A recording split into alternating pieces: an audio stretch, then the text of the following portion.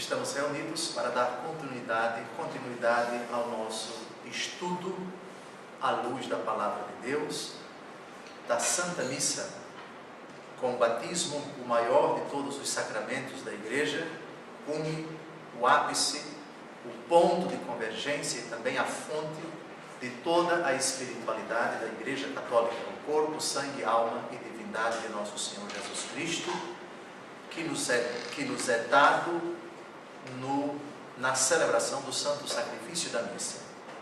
No encontro anterior, estudamos o credo, a profissão de fé católica, que é recitada obrigatoriamente nos domingos e solenidades na celebração da Santa Missa. Dando continuidade à estrutura, às partes da Santa Missa, hoje nós vamos encerrar a liturgia da Palavra de Deus, que é a primeira grande parte da Santa Missa, e vamos iniciar a segunda parte, a liturgia eucarística. Então, começamos com a oração universal, a oração dos fiéis. Esse nome universal, ele tem dois significados. É universal porque é a prece de todo o povo de Deus. Por isso se chama oração dos fiéis. E é universal pelos pedidos que ela engloba. É uma oração que pede tudo, por assim dizer, aquilo que nós necessitamos. É um pedido por nós, pessoalmente, é um pedido pelos nossos irmãos, por aqueles que não são nossos irmãos pelo batismo, por todos os homens, pelos vivos e pelos falecidos. Começamos então a oração universal, a oração dos fiéis. Instrução geral ao missal romano, sobre o missal romano, número 69. Na oração universal ou oração dos fiéis, o povo responde, de certo modo, à palavra de Deus, acolhida na fé, e exercendo a sua função sacerdotal, eleva preces a Deus pela salvação de todos. Convém que normalmente se faça esta oração nas missas com o povo, de tal sorte que se reze pela Santa Igreja, pelos governantes, pelos que sofrem necessidades, por todos os seres humanos e pela salvação do mundo inteiro. Reparem como a Igreja coloca a justificativa para a oração dos fiéis se encontrar nesse local, nesse momento da missa, após a proclamação da palavra de Deus, a explicação e, quando se trata de domingos e solenidades, a profissão de fé. Quando não tem a profissão de fé, logo após a homilia, passa-se à oração universal. De certa forma, ela responde àquilo que o Espírito colocou no nosso coração, pela palavra que foi proclamada e explicada. Agora que Deus nos falou, agora que Deus nos instruiu, nós nos dirigimos a Ele. Nós pedimos a Ele por nossas necessidades. Todos os batizados têm um sacerdócio real. Já vimos isto em outros encontros.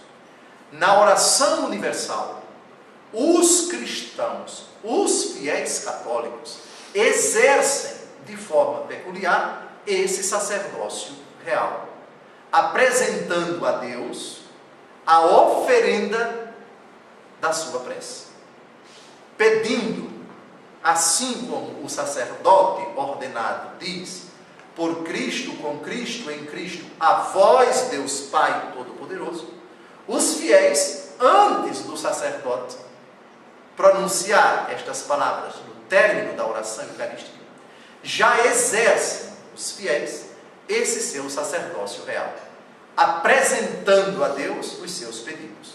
O papel do sacerdote é apresentar a Deus oferendas, é se colocar entre nessa hora, todos os batizados exercitam, mesmo que não pronunciem palavras, mesmo que não subam ao ambão, para fazer as preces em voz alta. E mesmo que ele não faça, fazendo com aqueles que rezam em voz alta, sejam palavras escritas, sejam que brotem do íntimo do seu coração, aqui nós temos um peculiar momento em que os fiéis exercem o sacerdócio real. E é um pedido por todos, governantes, os que sofrem necessidades. Aqui não se fala apenas dos vivos, mas também dos falecidos. Os falecidos têm necessidades. Eles não podem satisfazer nada. Eles não podem merecer nada. Eles não podem pedir por si, mas nós pedimos por eles. Pelos que já partiram, por exemplo, Senhor, conceda o descanso eterno à alma de fulano, por quem celebramos esta Santa Missa. Nós vos pedimos, Senhor, e a comunidade toda diz: Senhor, escuta a nossa prece, ou Senhor, atende o nosso pedido, ou Senhor, escuta as nossas súplicas. E pela salvação do mundo inteiro, incluídos todos os seres humanos. Na oração universal não se pede apenas por quem é católico, apenas por quem é cristão e apenas por quem crê em Deus, mas por todos, por todos. Depois nós veremos mais na frente, quando não se pode pronunciar o nome de uma pessoa falecida na missa. Não sei se vocês se lembram, há muitos anos morreu uma cantora. Essa cantora não era católica, ela se chamava Clara Nunes. Ela professava os cultos afro-brasileiros, se não me engano. E ela deixou um pedido. Eu era seminarista na época, na Arquidiocese do Rio de Janeiro. Ela pediu para não celebrar nenhuma missa por ela. O arcebispo do Rio de Janeiro, Dom Eugênio Salles, já falecido, atendeu ao pedido e determinou que se rezasse por todos os falecidos, ela inclusive, por todos os seres humanos, mas respeitando o pedido dela, o nome dela não foi citado. Há também outras situações nas quais não se pode celebrar a missa por determinadas pessoas. Nós vamos ver isso mais na frente. É proibido celebrar a missa em sufrágio de determinadas pessoas. Vamos ver que pessoas são estas. Garanto a vocês que não são os suicidas. Pode-se rezar pelos suicidas, mas são outras situações bem precisas. Muito bem, continuamos o nosso estudo sobre a oração universal, próximo slide. Normalmente, serão estas as séries de intenções.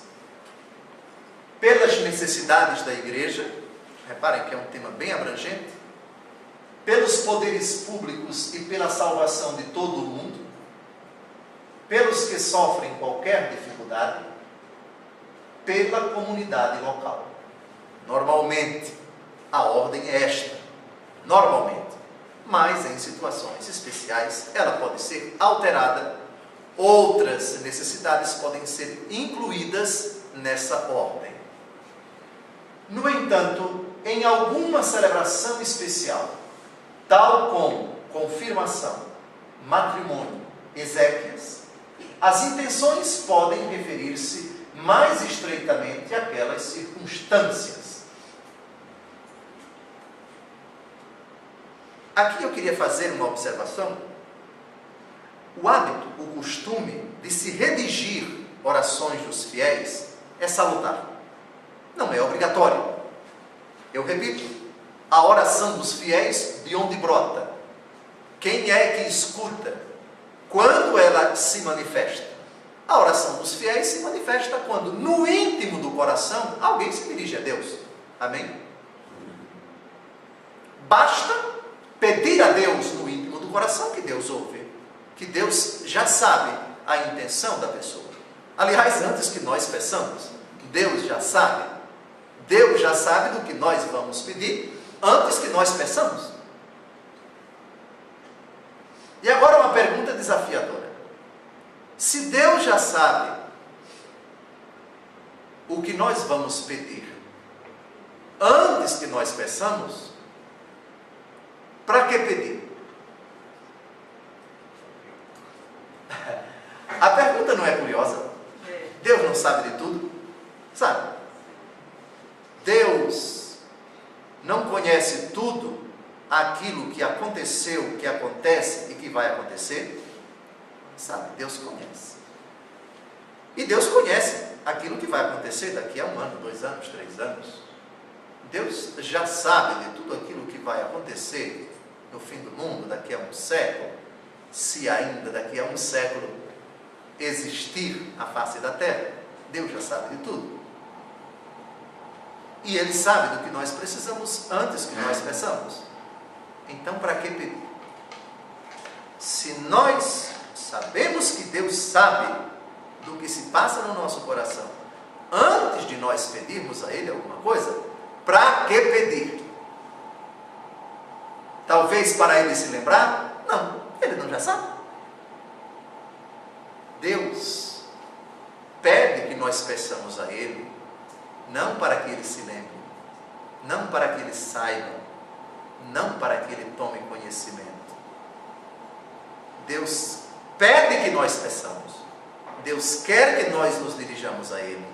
Pedi e recebereis, buscai e achareis, batei e a porta se vos abrirá. Mateus capítulo 7, versículo 7.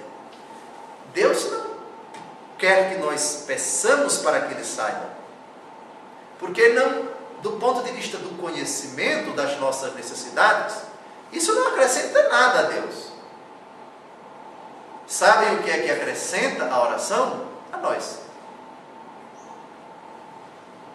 Pedir a Deus alguma coisa é necessário, não para que Ele saiba, mas é necessário para que Ele produza em nós uma obra perfeita. E pedir a Deus é, antes de tudo, uma arte de cura, uma pedagogia, uma transformação, uma predisposição para que nós recebamos bem aquilo que Ele tem para nós. Eu vou ser mais claro. Primeiro, do ponto de vista da psicologia e da pedagogia. Definam vocês um filho que nunca pede nada ao pai. É um filho que dificilmente vai se exercitar, vai ser educado na arte da humildade, da simplicidade. Pedir alguma coisa a alguém tem uma forte conotação psicológica educativa. Dirigir-se a alguém para dizer: eu preciso de você, dê-me isto, por favor me conceda isto, isso exige um pouco de uma virtude que é imprescindível para a nossa vida: a humildade. Dificilmente o orgulhoso pede algo a alguém, concordam? Dificilmente o orgulhoso diz: eu estou necessitado, me ajude. Deus quer que nós peçamos primeiro, para que nós aprendamos que tudo que vem de Deus é graça, que nós não merecemos nada,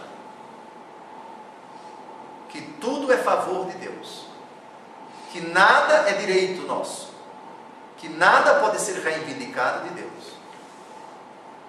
Pedir com humildade. Isso exige da pessoa, quando a graça não é alcançada, que ela retome o pedido, que ela peça muitas vezes. que ela persevere no propósito de pedir sempre sem jamais esmorecer, para ser educada na arte da confiança, da esperança e da humildade. Deus não pede que nós peçamos para que Ele se lembre, para que Ele saiba. Ele já sabe. Primeira coisa, ao pedir, lembre-se, você vai iniciar uma longa jornada no caminho da humildade. Você vai aprender a ser paciente, humilde, confiante, esperançoso.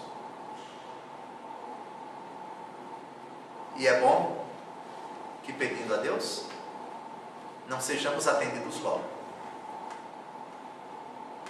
Quem é atendido logo, com o tempo, vai se tornar arrogante, convencido, presunçoso, seguro de que bastou pedir uma vez, já vai receber logo.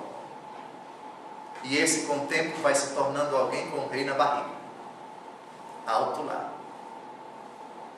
Quem precisa, pede. E é preciso que, não recebendo logo, aprenda a pedir. Aprenda a esperar pedindo. Aprenda a esperar pedindo e confiando.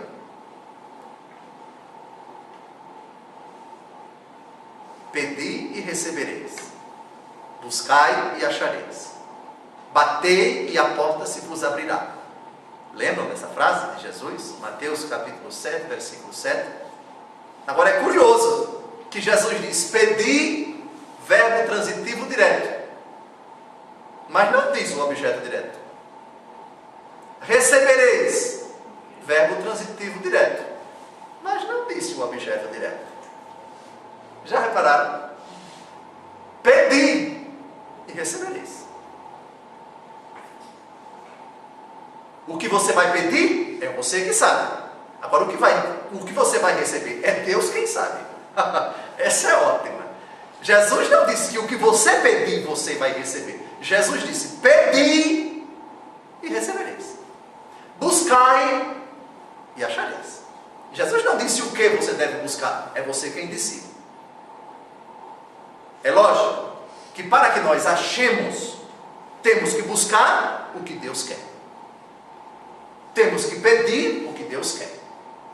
Temos que bater na porta exata para que ela se abra.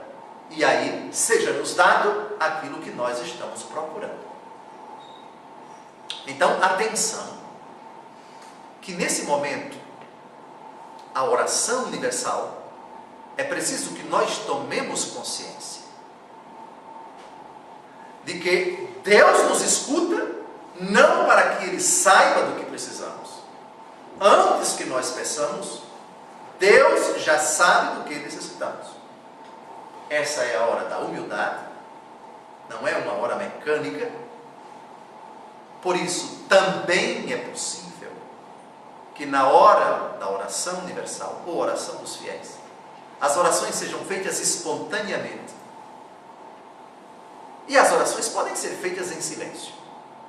Eu confesso a vocês que me agrada muito a oração em silêncio, que é propriamente a oração universal. Não é preciso verbalizar. É lógico que tem uma importância.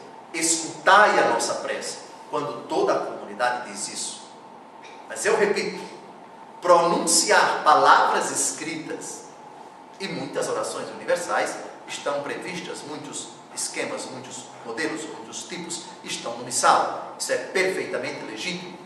Mas outra forma de oração dos fiéis é possibilitar a todo o povo o silêncio, para que cada um naquela hora faça o que rezamos na Salve Rainha: gema e chore, gemendo e chorando nesse vale de lágrimas.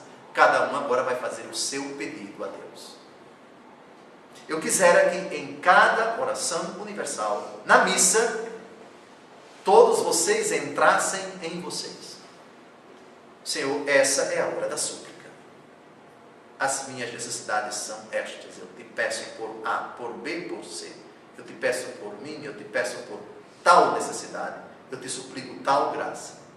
se for do teu agrado, segundo a tua santa vontade, acolhe.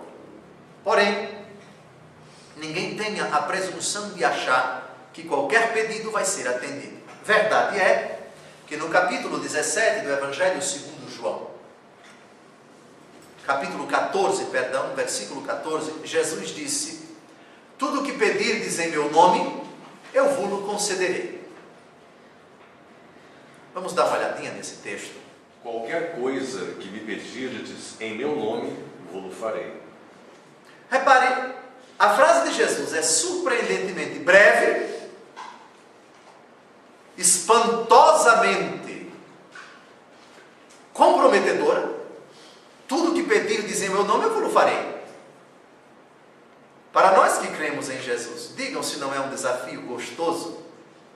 Puxa, Jesus prometeu. Então, qualquer coisa, Dom José, qualquer coisa, sim, qualquer coisa, mas olhe bem a frase: qualquer coisa que pedirdes em meu nome. O segredo está aí. Em meu nome. Pedir em nome de significa pedir com a autoridade de. Significa pedir no respeito à vontade de. Pedir em nome de Cristo é pedir no lugar de Cristo, correto? Eu vim aqui em nome de fulano, isto é, eu estou representando fulano. Ora, se eu represento fulano, eu não posso aqui fazer aquilo que é contra a vontade de fulano que eu estou representando. Amém? Muito bem. Tudo que pedirdes em meu nome, ou seja, peçam ao Pai com a minha autoridade, no respeito à minha vontade, e eu atendo vocês. Jesus, no Jardim das Oliveiras, fez a seguinte prece: Pai, se possível, olha a humildade, se possível, afasta de mim este cálice. Mas acrescentou: todavia não se faça a minha, mas a tua vontade. Pois bem, pedir em nome de Cristo é pedir aceitando a vontade de Cristo. Pedir em nome de, no respeito à vontade dele. Essa oração é infalível. E qual é a vontade de Cristo para a nossa vida? Nós podemos dizer muitas palavras que definem bem qual é a vontade de Jesus para a nossa vida: conversão, salvação, perdão, reconciliação, amor, justiça, todas as categorias dos evangelhos, todas as categorias pregadas, exigidas por Jesus, correspondem à vontade de Jesus.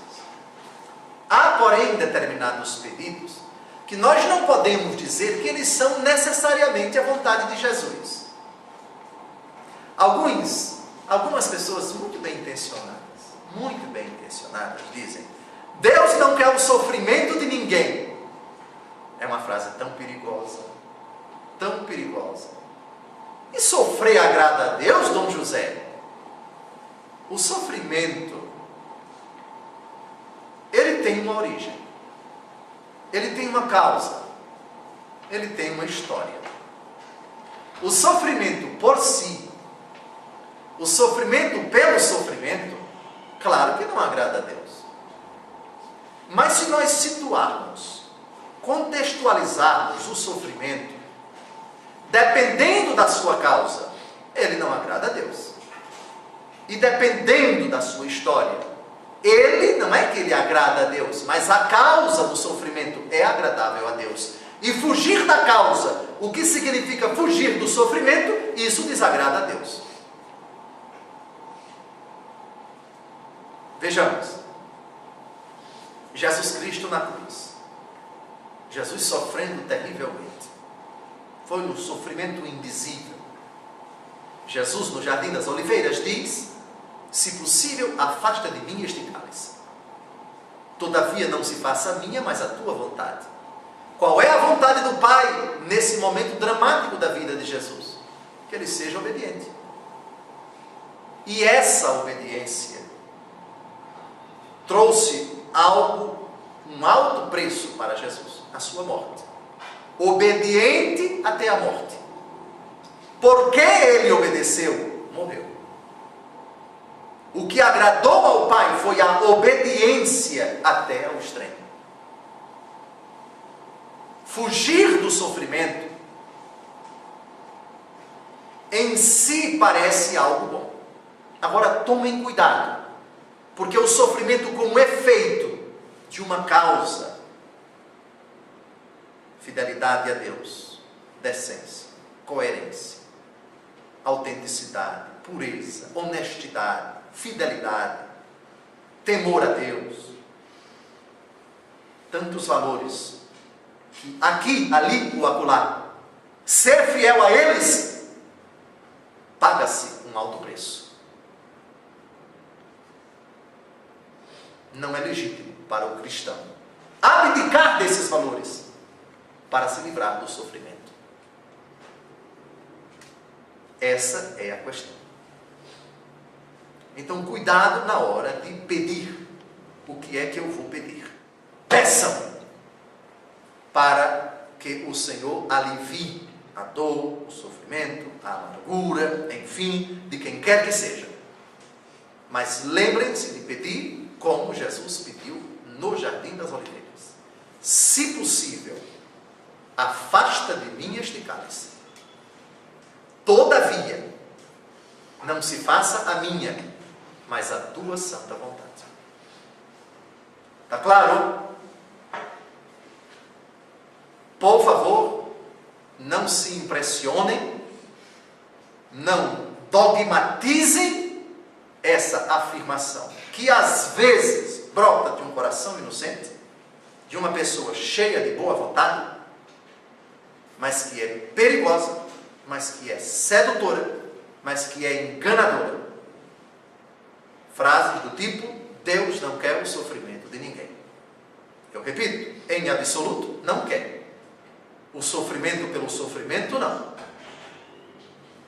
Mas Deus quer fidelidade, Deus quer coerência com a nossa fé, Deus quer obediência a Ele, e isso, às vezes, traz terríveis sofrimentos. Como Jesus, obediente ao Pai, até a morte e morte de cruz. Nessa hora, talvez por uma falta de formação bíblica, teológica, muitos pedem o que não deveriam pedir. São João Crisóstomo explica em poucas palavras, porque muitos pedem e nunca são atendidos. Há uma frase latina dele, de São João Crisóstomo, que é fantástica.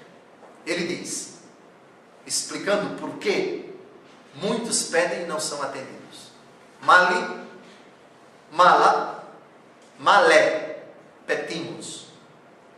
Porque sendo maus, pedimos mal as coisas más.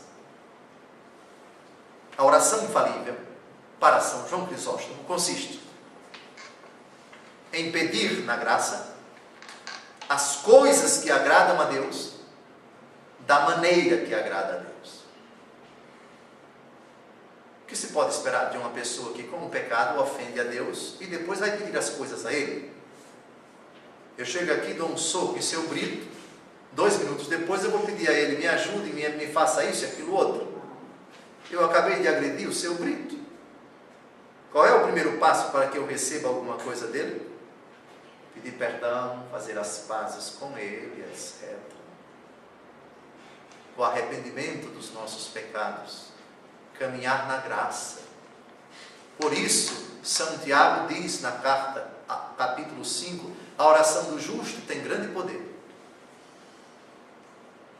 Se existe alguém que Deus atende imediatamente, o santo, o puro, o que vive na graça. Viva na graça de Deus e peça a Ele o que agrada a Ele, e você recebe na hora. Agora, sendo maus, a coisa dificulta.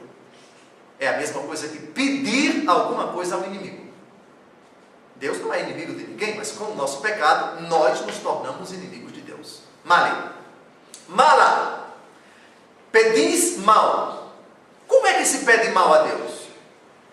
Quando não se pede com humildade, quando não se pede com insistência, quando não se pede com confiança.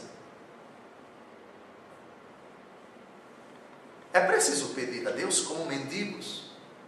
Senhor, escute minha prece. Eu não estou exigindo nada do Senhor. Quem sou eu para exigir algo de Ti? Eu te suplico, olha a minha miséria, atende a minha desgraça, vê a minha indigência. Eu te peço, eu te suplico. Eu que não sou merecedor nem de olhar para Ti. Eu, pobre, desgraçado, infeliz, miserável, pobre, cego e nu, como diz o Apocalipse. Mas eu te peço porque confio na Tua graça, porque te suplico pela Tua infinita misericórdia, não pelos meus méritos. Com humildade, com insistência, quase que, entre aspas, brigando com Deus, todos os dias, rezar sempre. Ah, onde está você que reza tanto e Deus não lhe atende? Quem disse que não me atende? Eu vou continuar pedindo. Jesus conta a parábola de uma viúva inoportuna, no capítulo 18 de São Lucas, que pede ao juiz, atende a minha causa e não desanima, insiste, e o juiz, para se ver livre dela, atende ao pedido dela. E o Senhor termina essa parábola dizendo, procure aí, Wellington, no capítulo 18 de São Lucas, versículo 8, a parábola é Lucas 18, de 1 a 8. Mas a única parábola de Jesus que termina com uma pergunta é essa. Jesus diz que coloca essa viúva como modelo de insistência para nós pedirmos a Ele. E Ele termina dizendo, e quando o Filho do Homem vier, acaso encontrará fé sobre a terra? Mas é uma frase tão forte, mas tão forte essa. É como se ele desse um puxão de orelha bem educado nas pessoas que não rezam sempre, nas pessoas que não rezam muito. Leia, por favor, o versículo 8. Digo-vos que em breve lhes fará justiça, mas quando vier o Filho do Homem, acaso achará fé sobre a terra? Bom, quando a gente lê essa frase direitinho, a gente diz, mas Jesus aqui está dando um pito nos católicos, nos cristãos. Será que estamos rezando com insistência como essa viúva? Mas pedindo a tempo e fora de tempo, sem desanimar. 1 dia, 2 dias, 3 dias, sempre. Repito, não é para que Deus se lembre, eu estou aqui com muitos e-mails, tem muitos SMS que eu recebi aí da terra e tal, estou muito atarefado aqui, está abarrotado de pedidos, e eu estou aqui feito um louco. Por favor, tire isso da cabeça. Jesus sabe do que precisamos antes que nós peçamos. Ele, às vezes, espera um pouco para nos dar. Porque quer que a oração fortaleça a nossa fé. A oração é prova de fé e amadurece a fé. E o último pedido a última afirmação de São João Crisóstomo, male, pedimos mal as coisas más. Mas não, Dom José, eu só peço coisa boa para mim. Você tem certeza? Eu só peço coisa boa para os meus filhos. Pois não, pode me dizer algumas? Por exemplo, saúde. Já começou errado. Você tem certeza que sempre a saúde é o melhor para o seu filho? E não é não, Dom José. Olhe que você não conhece o coração do seu filho. Você pode dizer o tamanho do orgulho, da vaidade, da presunção desse carcará que é o seu filho, desse convencido metido à besta que se acha o tal. Você acha que o melhor para ele é saúde? Esse que é duro na queda, esse que distrata as pessoas, que zomba, que ridiculariza os outros, que se acha melhor, tão orgulhoso, tão dono de si, tão vaidoso. Você não acha que ele está bom de levar uma rasteira boa e passar uns 15 ou 20 dias estribuchado em cima de uma cama, dependendo de todo mundo para aprender o que é bom para a tosse, para depois desse período refletir sobre a vida e se levantar da cama mais humilde? Tem certeza que a saúde sempre é um bem para o seu marido que lhe xinga, que lhe humilha, que lhe trai? Tem certeza que o melhor para o seu marido sempre é dinheiro? Tem certeza que esses bens que passam são bens absolutos? E que às vezes não é oportuno que Deus dê outra coisa para ele? Cuidado. Há bens que são necessários. Há bens que são contingentes. Marta, Marta, tu te inquietas com muitas coisas. Maria escolheu a melhor parte. Uma só coisa é necessária. Necessária.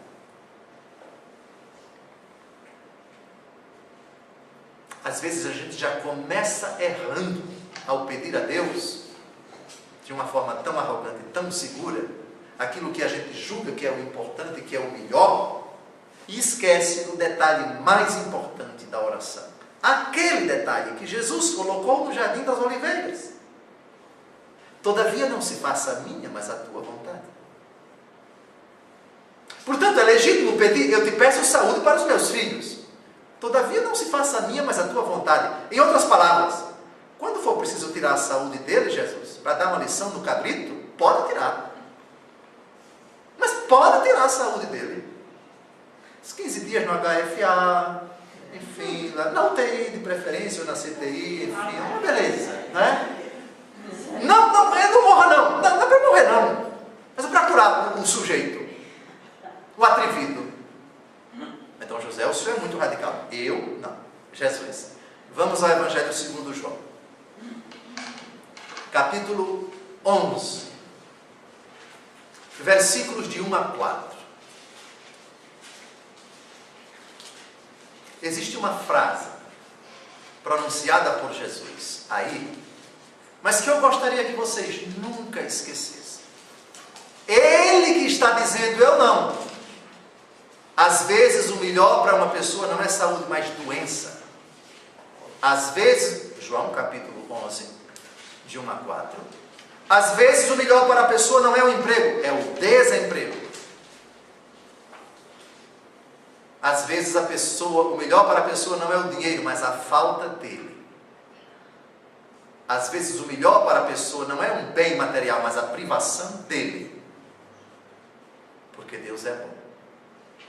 Porque quem ama, às vezes sabe dizer não, e às vezes sabe dizer, eu não vou dar o que você está pedindo, ou eu vou tirar de você, para você aprender a me respeitar, para você aprender a ser humilde, para você aprender a valorizar o que você está utilizando mal.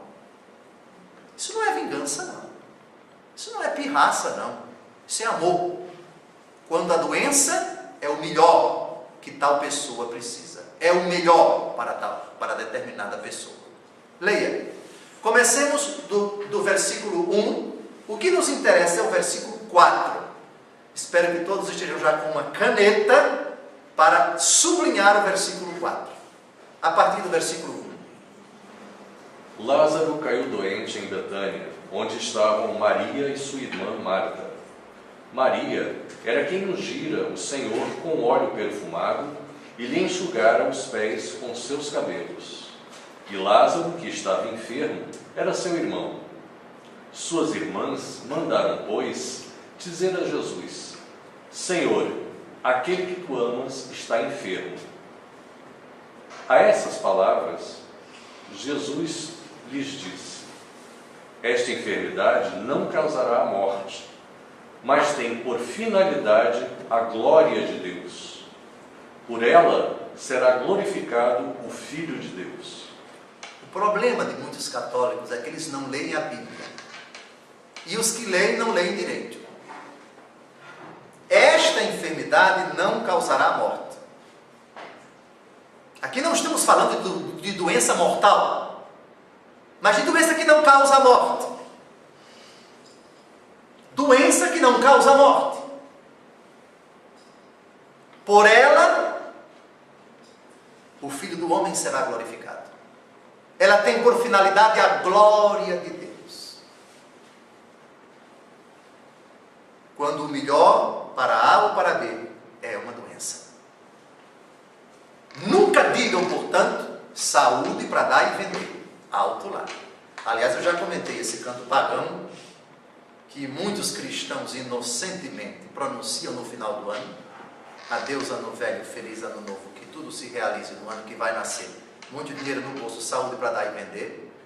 Se eu souber que vocês estão pronunciando esse canto, mas eu processo vocês. Essa enfermidade não causará morte. Tem por finalidade a glória de Deus. Por ela, o Filho do Homem será glorificado.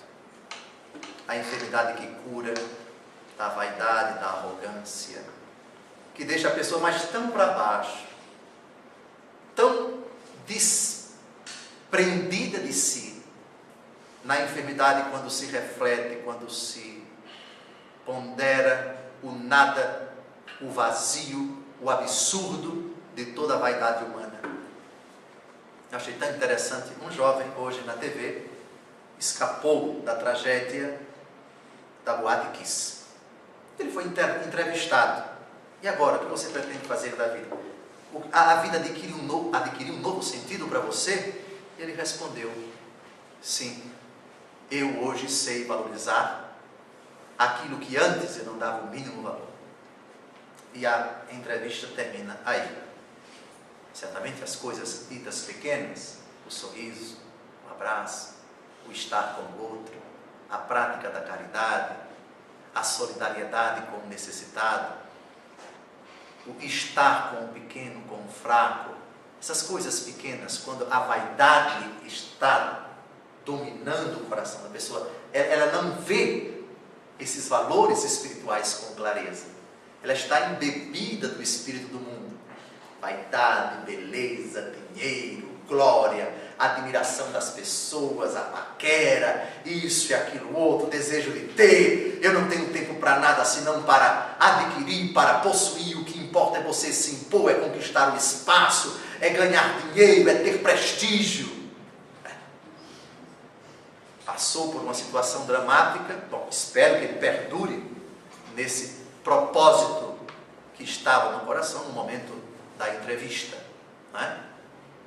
Ficou claro o versículo 4? Tá bem? Então, a mãe que ama, e sei que muitas aqui amam os seus filhos, na primeira oportunidade vai dizer para eles, olha, Jesus, não foi Dom José não, foi Jesus. Jesus me disse na Bíblia que nem sempre a saúde para vocês é o melhor, portanto, eu me curei dessa ignorância, e a partir de hoje não vou pedir sempre saúde para vocês não. Eu vou pedir assim, Jesus dê saúde para eles, se isso for o melhor. Porque se o melhor for tirar a saúde deles, pode tirar, Jesus. O importante é a tua vontade. Doença que não causa morte, para curá-los. Lembro de Santa Rita de Cássia, eu prefiro ver meus filhos contigo puros do que comigo sujos. Os filhos queriam matar o assassino do pai dela, do esposo de Santa Rita. Ela pediu pela santificação dos filhos e foi atendida. Os filhos foram para o céu. Ela perdeu a presença visível dos filhos, que por outro lado foram morar com Deus. Muito bem. Eu me detive um pouco na oração universal, porque eu estou convencido de que aqui absurdos são cometidos em boa fé. A ingenuidade de usar desse momento tão bonito da missa para pedir o que eu quiser, da maneira que eu quiser, é preciso ser redimensionado. Na oração dos fiéis, eu posso estar perdendo o meu tempo se male pedimos. Se eu pedir em pecado, da maneira indevida, coisas más, Deus não vai me atender. A propósito, vamos ao capítulo 7 do Evangelho segundo Mateus, E com isso nós terminamos essa parte. Alguém pode dizer, mas Dom José demorou tanto tempo, fez um programa todo só sobre a oração dos fiéis da missa? Não é tão importante. É importante sim. É um momento catequético, pedagógico, educativo, um momento de graça, no qual nós podemos estar alcançando, nós podemos estar recebendo inúmeras graças, copiosos milagres do céu, desde que, na graça, pedindo com humildade, com confiança, com perseverança, retomando isso certamente após a missa, sempre rezando, pedindo aquilo que agrada a Deus. Mateus capítulo 7, versículos de 1 a 8 ou 9. Vamos ouvir. Wellington. Não julgueis e não sereis julgados, porque do mesmo modo que julgardes, sereis também vós julgados. E com a medida com que tiverdes medido, também vós sereis medidos. Porque olhas a palha que está no olho do teu irmão, e não vês a trave que está no teu? Como ousas dizer a teu irmão, deixa-me tirar a palha do teu olho, quando tens uma trave no teu? Hipócrita, tira primeiro a trave do teu olho, e assim verás para tirar a palha do olho do teu irmão. Não lanceis aos cães as coisas santas. Não atireis aos porcos as vossas pérolas, para que não calquem com os teus pés, e voltando-se contra vós, vos despedacem. Vai começar a parte que nos interessa. O versículo 7 já citamos, já comentamos, e o Wellington vai se estender até o versículo 11. É de extrema importância que nós juntemos um versículo com o outro para entendermos a beleza do assunto. Pedi e se vos dará, buscai e achareis, batei e vos será aberto, porque todo aquele que pede, recebe, quem busca, acha, a quem bate, abrir-se-á. Quem dentre vós dará uma pedra a seu filho, se este lhe pedir pão? E se lhe pedir um peixe, dar-lhe-á uma serpente? Se vós, pois, que sois maus, sabeis dar coisas boas a vossos filhos, quanto mais vosso Pai Celeste dará boas coisas aos que lhes pedirem. Que riqueza! Que riqueza! Ele contrapõe pedra e pão, ele contrapõe serpente e peixe. Peixe e serpente. Às vezes nós pensamos que estamos pedindo pão, quando estamos pedindo pedra. Quando um bem contingente, isto é, um bem que passa, nós queremos a todo custo que Deus dê. Mas Ele sabe que naquela hora, o melhor para a gente não é aquilo. Sabe aquele menino chato, implicante, que vai no supermercado e diz para a mãe, olhando para a prateleira, eu quero aquela bolinha vermelha, porque achei bonita. Deixa que é veneno para matar mosca, lá na cozinha. A mãe disse, eu não dou. Mas eu quero. A mãe diz, eu não dou para você. Aí ele chora. A mãe não vai dar de jeito nenhum, porque aquilo dali é veneno. Outra, às vezes nós pedimos alguma coisa pensando que é peixe, quando na verdade é serpente. Meu Deus, eu te peço tanto que meu filho case com fulana. Aí lá pelas tantas vai, o namoro acaba.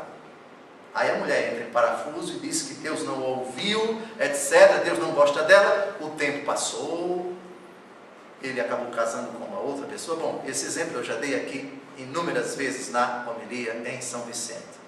E hoje é um pai feliz, um esposo realizado, tem uma família feliz, tem uma esposa toda virtuosa. Hoje ele compreende que aquela prece que a mãe dirigiu a Deus com tanto fervor, talvez equivocada quanto às virtudes daquela mocinha que aparentava ser uma moça bonita, direita e tal, mas não era lá essas coisas. Deus ouviu as preces dessa mulher e disse: não, eu não vou atender. Dará coisas boas. Repare que no finalzinho, no versículo 11, está o segredo para a afirmação do versículo 7. Pedi e recebereis. Isto é, se você pedir coisas boas, quais são as coisas boas? As que agradam a Deus. No Pai Nosso está o quê? Seja feita a vossa. Peça aquilo que corresponde à vontade de Deus. Peça as coisas boas. Não que você julga serem boas, mas que Deus julga que são boas para você. Ainda que você não goste. A melhor coisa em determinada situação é você tomar um lambedor. É você tomar um chá de quebra-pedra. Eu tenho um problema de cálculo renal. Mas eu tomei durante 3 meses chá de quebra-pedra. Mas imaginem que coisa chata. Um santo remédio, por favor. Mas me ajudou imensamente.